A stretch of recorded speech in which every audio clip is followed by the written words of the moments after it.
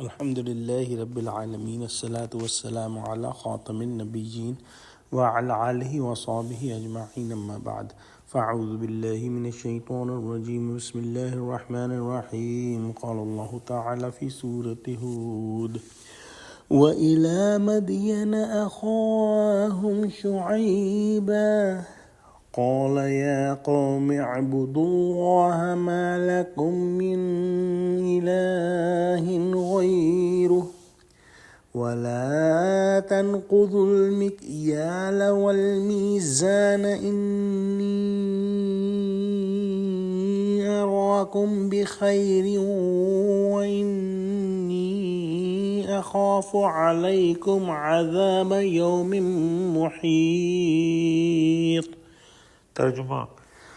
اور مدین کی طرف ان کے بھائی شعیب کو بھیجا تو انہوں نے کہا کہ اے قوم خدا ہی کی عبادت کرو کہ اس کے سوا تمہارا کوئی معبود نہیں، اور ناپ تول میں کمی نہ کیا کرو۔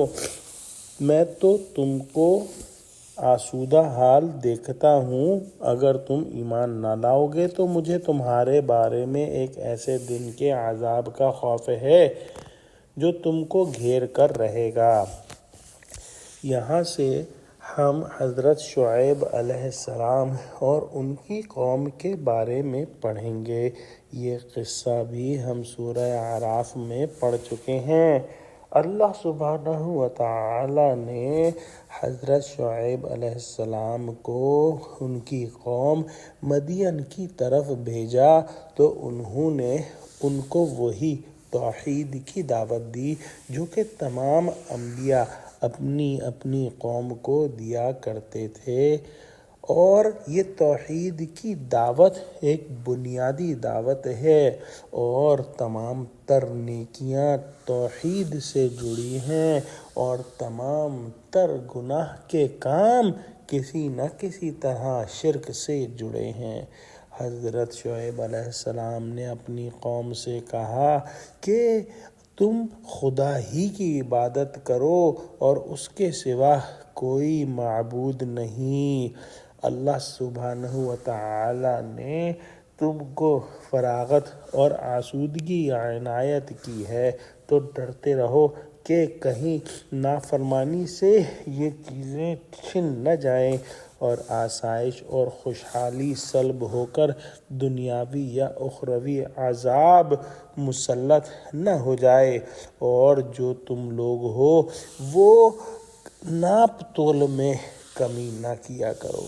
تم لوگ تو آسودہ حال ہو، تم لوگوں کو ضرورت کیا ہے کہ یہ گناہ کے کام اور چوری کرو۔ اور یہ نہایت اہم نصیحت ہے جو ہم سب پر پوری آتی ہے کہ اللہ سبحانہ وتعالی نے ہم سب کو اپنی حکمت کے مطابق خوشحالی اور تندرستی عطا فرمائی ہے۔ کوئی ضرورت نہیں کہ ہم امانتوں میں خیانت کریں اور ترازو کم تولیں اور ناپ کر دیں تو کم ناپیں۔ علماء نے اس بارے میں ایک اور بات بھی ارشاد فرمائی ہے کہ انسان جب کم تولتا ہے تو کتنا فائدہ اٹھاتا ہے، نہایت معمولی فائدہ اٹھاتا ہے کہ ایک سیر میں کچھ چھٹاک کی چوری کر سکتا ہے۔ ایسا نہیں کہ ایک سیر کسی کو تول کر دے اور 1 من کا چارج کر لے، ایسا نہیں ہوتا۔